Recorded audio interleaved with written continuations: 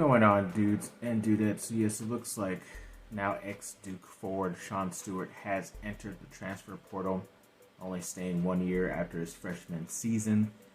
I guess he kind of saw a lot of the talent coming in and just figured he was probably going to be more riding the bench again and playing a little bit later. I thought he showed a lot more athleticism and ability to get rebounds and on defense. I didn't understand why he was always just coming in on garbage time, and even in games when they were playing against crappy teams, he really didn't get more than like double digits in minutes, which was kind of weird. So I don't know exactly what the coaching staff was wanting to see and all this stuff, or maybe he wasn't practicing enough or doing hard enough work, even though he won like the strength or some type of strength or lifting competition that they have, athleticism competition they have throughout the summer, and he won the championship belt for that. But I don't know, he still couldn't get any playing time apparently. But either way, good luck to him. Hopefully he might have a change of heart and want to come back. He'll definitely play a little bit more in my opinion, but if not, good luck to you, buddy.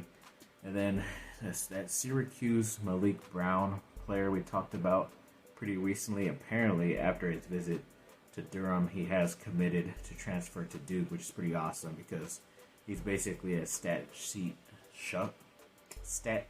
stuffer, where he doesn't maybe get double digits in all the major categories, but he's pretty close. He averages over 9 points, definitely a lot of rebounds and assists and defensive abilities where it's like steals and blocks as well. So yeah, either way, this is definitely a big pickup for them, and I think he was like an all ACC defensive team player last season too, so that's pretty good for them to get some type of guy like this in the transfer portal. He's a little bit older, a little bit more wiser, so obviously won't get bullied around as much as like a freshman would, which is what Duke has been playing a lot the past couple of seasons. But maybe John Shire, the head coach, wants to go with guys who are a little bit more older, a little bit more thicker, not as weak and stuff. And yeah, those freshmen are talented, but they definitely take a little bit more longer to mature than some of the guys who are maybe already ready to go and not entering the NBA draft. So I guess that's what it's going to end up looking. The team is how it's going to end up looking like moving forward, but we'll see who they end up getting up pretty soon. I heard it could be a possibility that Shane Gillis, that Purdue guard we talked about pretty recently, but we will see.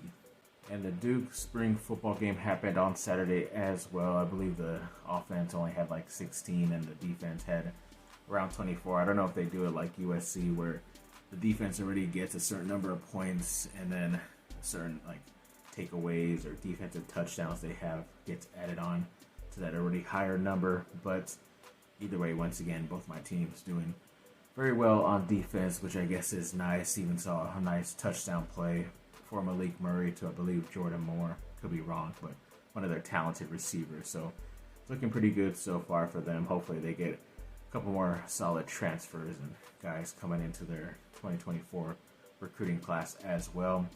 And then a bit of Chargers news for this video. There was pretty talented at one time wide receiver in DJ Chark.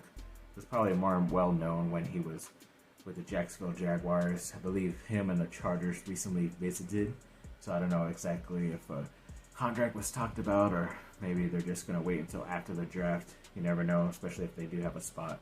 They'd rather have a veteran, but we'll see on that. There were a lot more like of the guys, incoming guys in the draft that maybe aren't going to get drafted, but the Chargers did meet with quite a bit of them. We have the first players in Auburn center and Avery Jones, where the Chargers are apparently interested in him. I don't know exactly if they met with him virtually, in person, and whatnot, but I'm pretty sure they've done their homework and kind of like what he brings, so we'll see where that goes from there. There's also an Arkansas linebacker, Antonio Greer, who met with the Chargers scouts at his pro day. So yeah, it was a big time setting for him. Looks like he played very well because it looks like the Chargers are still interested in him.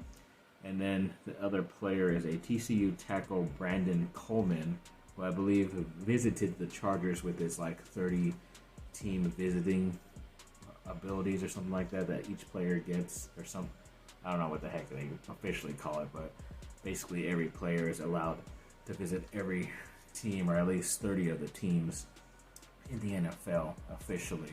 So he was one of those guys. He's a very Tall guy, definitely over 6'6", and TCU was pretty good, but we'll see. We do have the sour taste in our mouth of the wide receiver Quentin Johnston they took last year at number 1, but we'll see how good his teammate can be.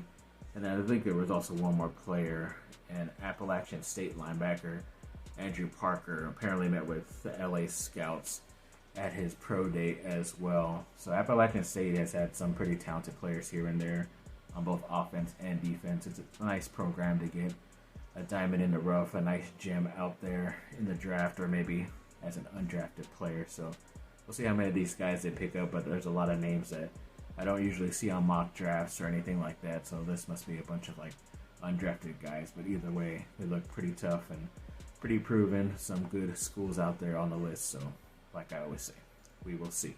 And according to a social media post I saw, the Lakers are favorites to land the Atlanta Hawks guard Trae Young, who is obviously maybe not the guy I would want from that team. I would prefer DeJounte Murray at that guard position, especially because his contract isn't as high as Young's. But I don't know, they'd have to give up quite a bit.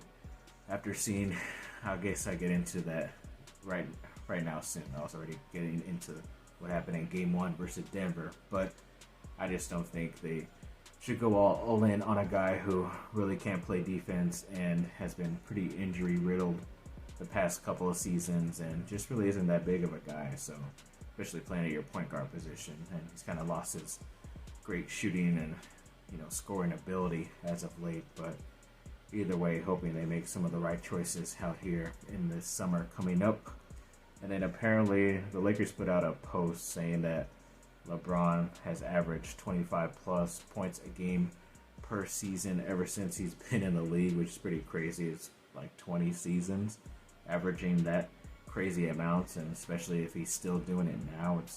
One thing to still say the average of 20, but to be even 25, that means you're still hitting 30 plus, 40 plus points here and there throughout the season. So yeah, it's pretty great accomplishment, but that was pretty much the only positive thing that they posted pretty recently, because they did end up losing that game to Denver on Saturday, 103-114. They led pretty good. They led by 3 at halftime, late shot by LeBron, and yeah, they did have a bad third quarter from what I did see in the highlights. It just kind of fell all apart. They had some of the other guys on Denver who are usually good and a pain in their butts that weren't shooting well in that first half, but then all of a sudden second half they played better. It kind of made the difference, and then the Lakers were probably a little bit under 10 points away, maybe like 7 or 8. They tried to make a comeback, but both LeBron and AD on one possession couldn't even score a 2-pointer, and they kind of just gave up like another 2 or 3 right away to Denver. So that was pretty much the nail in the coffin, as they say. So I'm hoping, like I said, I think they can win this series as long as they still won in Denver. Obviously, they would have this chance coming up on Monday, but then maybe if they push it again to a Game 5, they'll have that chance, or maybe even pushing it to Game 7. That's the one they steal. You never know. But either way, they definitely have to do that at least. So yeah, we'll see where they go from here. Obviously, a lot of the talk was D'Angelo Russell before the game, and he definitely struggled shooting the ball too. Even Austin Reeves didn't really show up until the second half, so it was pretty bad.